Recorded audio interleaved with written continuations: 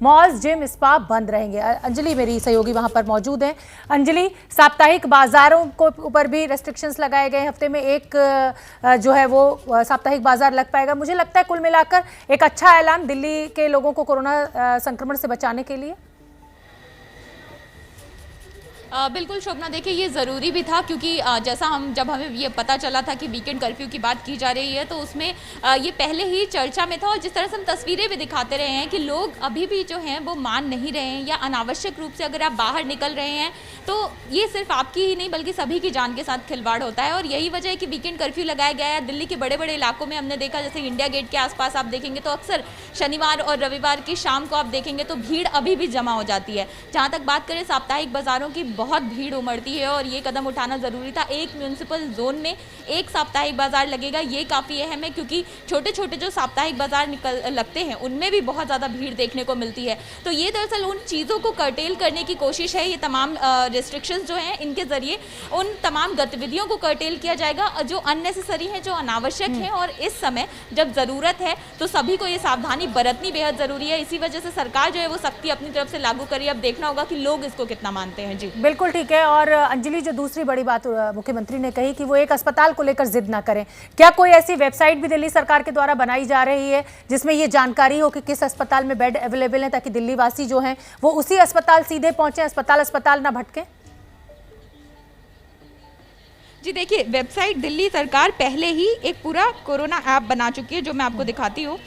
ये दिल्ली सरकार का कोरोना ऐप है और इसमें सारी बेड्स की जो रियल टाइम स्थिति है ये थोड़ी थोड़ी देर में दिन में कम से कम 2 बार अपडेट होता है। और अभी की आप बेड्स की स्थिति इसमें देख सकते हैं। तो दरअसल मुख्यमंत्री जो कह रहे थे वो यही समझाने की कोशिश कर रहे थे कि अगर आप डिटेल में जाएंगे, आपको आईसीयू बेड चाहिए, आपको वेंटिलेटर चाहिए, कोविड बेड चाहिए, डिटेल में जाएंगे तो आपको अंदर ये दिख जाता है कि कौन से अस्पताल में कितने बेड अभी उपलब्ध हैं। यानी आप उन अस्पतालों की ओर ही जाइए अगर आपको बेड की ज़रूरत है जहाँ पर उपलब्ध है। तो ये ग्रीन जो एरियाज आप देख रही हैं इन सब में बेड्स उपलब्ध हैं।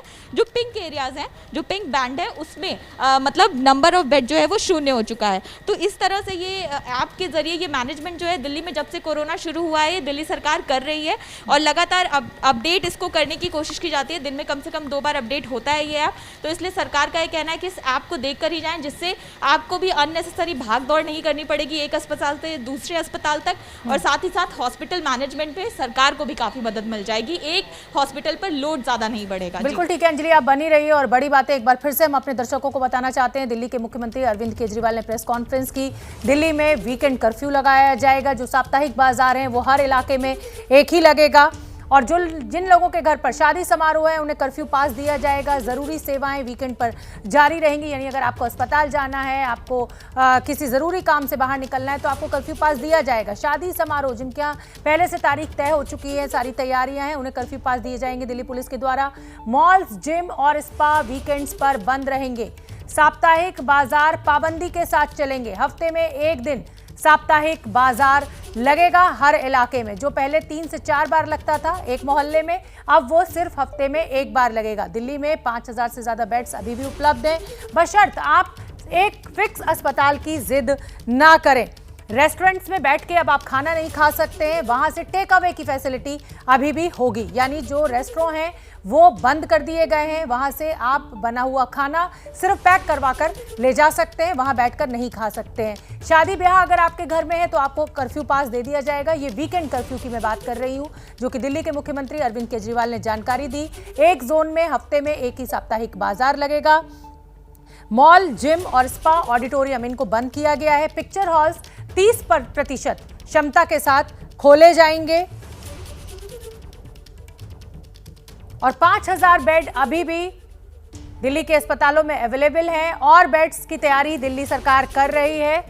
और जिन भी मरीजों को ज़रूरत है वो पहले वेबसाइट पर जाएं, देखें किस अस्पताल में बेड हैं और फिर उसी अस्पताल का रुख करें। दिल्ली में वीकेंड कर्फ्यू का ऐलान मुख्यमंत्री अरविंद केजरीवाल ने किया है और उधर मुंबई में ब्रेक द चेन मुहिम लगातार चलाई जा रही है। तो ये 2 तस्वीरें आपके सामने, दिल्ली में वीकेंड कर्फ्यू और मुंबई में मिनी लॉकडाउन।